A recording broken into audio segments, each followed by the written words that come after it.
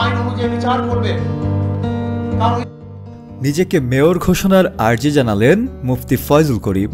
Barishal city corporation নির্বাচনে কারচুপির অভিযোগ এনে মামলা দায়ের করেছেন ইসলামী আন্দোলন বাংলাদেশের নায়েবে আমির মুফতি ফয়জুল করিম। মামলায় 2023 সালে অনুষ্ঠিত বরিশাল সিটি কর্পোরেশন নির্বাচনে হাত পাখা প্রতীকে এই মেয়র প্রার্থী নিজেকে বিজয়ী করার আবেদন করেছেন। বৃহস্পতিবার 17 এপ্রিল বরিশাল সদর সিনিয়র সহকারী জজ ও নির্বাচনী ট্রাইব্যুনালের মামলা করেছেন তিনি। বিচারক মামলাটি আমলে নিয়ে আদেশের অপেক্ষায় রেখেছেন। মামলার এজাহার বাদী ও আইনজীবী অ্যাডভোকেট শেখ আবদুল্লাহ নাসিরের দেয়া তথ্যমতে 2023 সালের 12 জুন বরিশাল সিটি কর্পোরেশন নির্বাচন অনুষ্ঠিত হয়।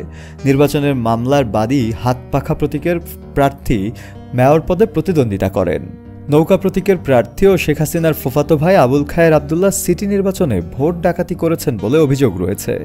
আবুল খায়ের আবদুল্লাহর প্রাপ্ত ভোট 87,808 এবং মুফতি ফয়জুল করিমের প্রাপ্ত ভোট 33,828 দেখালেও মূলত ফলাফল মনগড়াভাবে তৈরি করা হয়েছে বলেও অভিযোগ রয়েছে তাদের। অবাধ, সুষ্ঠু ও নিরপেক্ষ নির্বাচন অনুষ্ঠিত হলে মামলার বাদী নৌকা প্রতীকের প্রার্থীর চেয়ে অনেক বেশি ভোট পেয়ে তিনি নির্বাচিত হতেন বলে দাবি করেন। তাই মামলায় নৌকা প্রতীকের প্রার্থী আবুল খায়ের আবদুল্লাহকে অবৈধ ঘোষণা করে তাকে মেয়র হিসেবে বিজয়ী ঘোষণার আবেদন করেছেন মুফতি ফয়জুল করিম। ওরা শুধু হুহাক্কা সিগারের মতো হুহাক্কা দিবে, আক্রমণ করার সাহস পাবে না।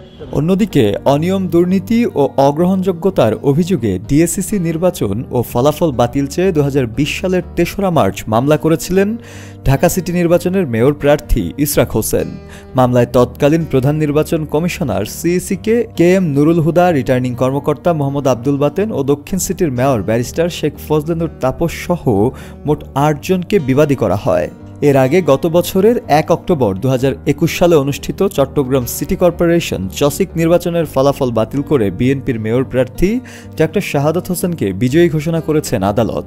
ওই দিন নির্বাচনী ট্রাইব্যুনাল এবং যুগ্ম জেলা ও দায়রা জজ মোহাম্মদ খায়রুল আমিনের আদালত এ রায় ঘোষণা করেন। শফিউল মাওলা, কালের কণ্ঠ।